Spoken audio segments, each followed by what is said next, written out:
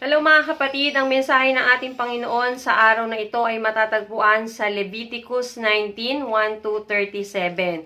So dito sa talatang ito ipinakikita sa atin ng ating Panginoon na ang tunay na kabanalan ay hindi lamang sa loob ng templo o sa loob ng bahay-sambahan o sa mga simbahan o sa araw lamang ng pagsamba, kundi ang pagiging banal ay nakikita sa pamumuhay natin sa araw-araw. So, basahin ko po sa inyo ang isang talata. Sabi po dito sa Leviticus 19:2, sabihin mo sa buong kapulungan ng Israel, magpakabanal kayo sapagkat akong si Yahweh ay banal.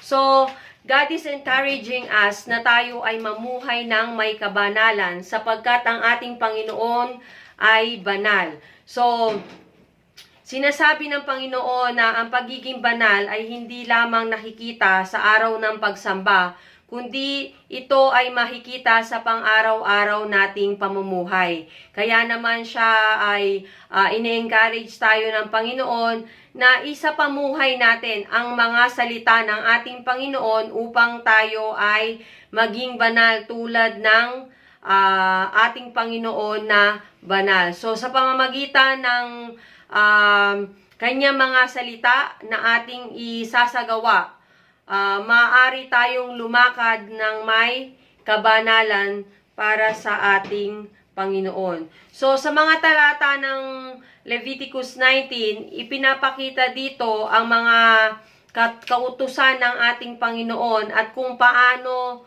tayo lalakad ng ayon sa kanyang katuwiran at sa kanyang katarungan ng may kabanalan. So, makikita natin dito ang paggalang sa magulang at sa mga banal na gawain ng ating Panginoon sa talata 3-4. Makikita po natin yan dyan. Number 2, pag-aalaga sa mahihirap at dayuhan. So, matatagpuan po natin to sa talata 9-10, 33-34, kung saan sinasabi ng Panginoon na yung mga taong may hirap at yung mga dayuhan na dumadaan sa ating mga lugar is bigyan na alagaan din natin sila.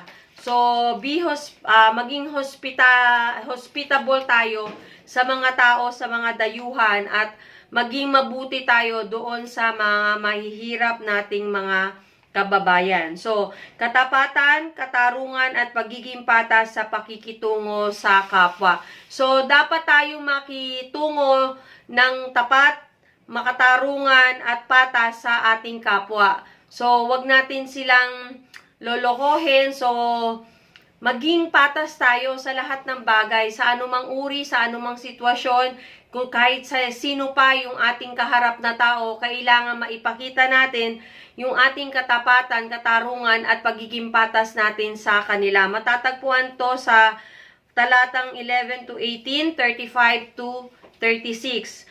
At isa pa ay ang pag-iwas sa mga gawain ng mundo na laban sa kalooban ng Diyos.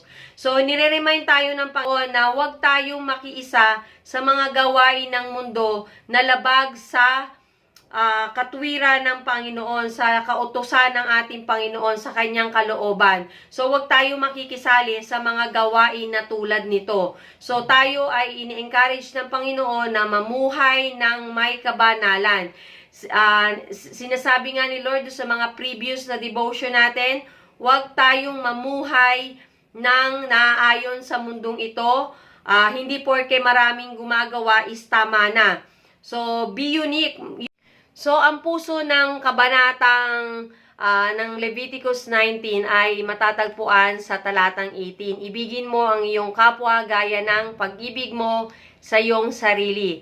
Ito din yung binigyang diin ng ating Panginoong Hesukristo nung siya ay narito sa mundong ito, na ibigin natin ang ating kapwa ng ayon sa pag-ibig natin sa ating sarili. Sino nga ba naman ang umiibig sa kanyang sarili na sasaktan mo yung sarili mo? Diba? Wala naman po.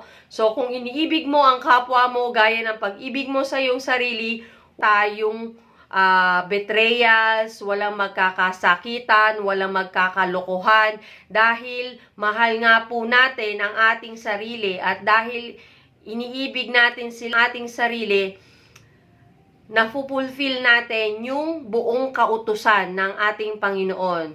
Love one another. So, yun po ang second commandment ni Jesus Christ, at ang kanyang first commandment is love your God with all your hearts, with all your mind, and with all your soul. So, ibigin natin ang Diyos ng higit sa lahat, at magagawa nating ibigin ang kapwa natin ayon sa pag-ibig natin sa ating sarili. God bless everyone.